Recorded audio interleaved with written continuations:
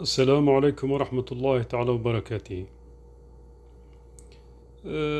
والله خوتي حبينا يعني درك نهضروا بالدارجة بالعامية، ما نهضر ما بالعربية الفصحى ما بالونجلي، ونورمالمون نديرو لهم فيديو نهضر باللغات الكل. يا سبحان الله. درك يعني المسلمين هنا في نيويورك مش محبين يحشموا على أرواحهم، سيرتو اللي يبيعوا في اللحم هذا. شوف، شوف سبحان الله. سبحان الله هاك تشوف. يعني قدام المرة نقولوا نستروم ونضربوا النح يعني ما نكشفوهمش ونضربوا ما نقول عليهم شيء نورمال. بصح هامك تشوف مش محبين يحشم على الأرواح. درك هذا وش اسمه ستور محل تاع جزرة يبيع في اللحم زعما الحلال. يعني حتى اللي ما يعرفش هذا يعني والله رقلت درك بركة قليت وباه نتعشى باه ندير نتعشى بيه. شوف هذا الحلال دم يجري. شوفوا يا خوي وش معناه كي يظل الدم يجري من اللحم.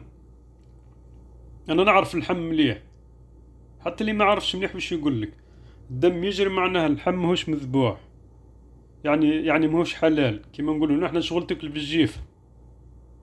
هاك الجيف محرم عندنا نحن سبحان الله.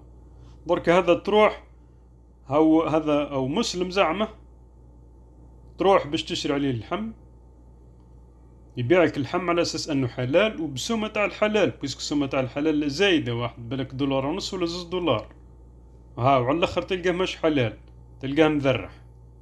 شوف هاو الدم والله الدم. وش راح نقول قدام مرة نقولوا ما نكشفوهمش نضرب عليهم النح، بصح مش راح نحشم على الارواح. وانا نعرفها مليح.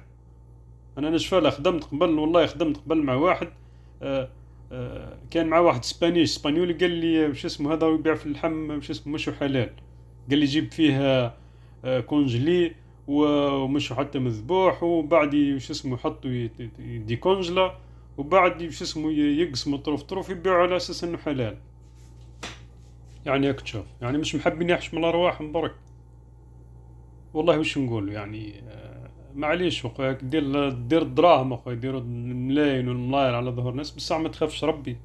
معليش وما تخافش الناس، ما تخافش رب العالمين.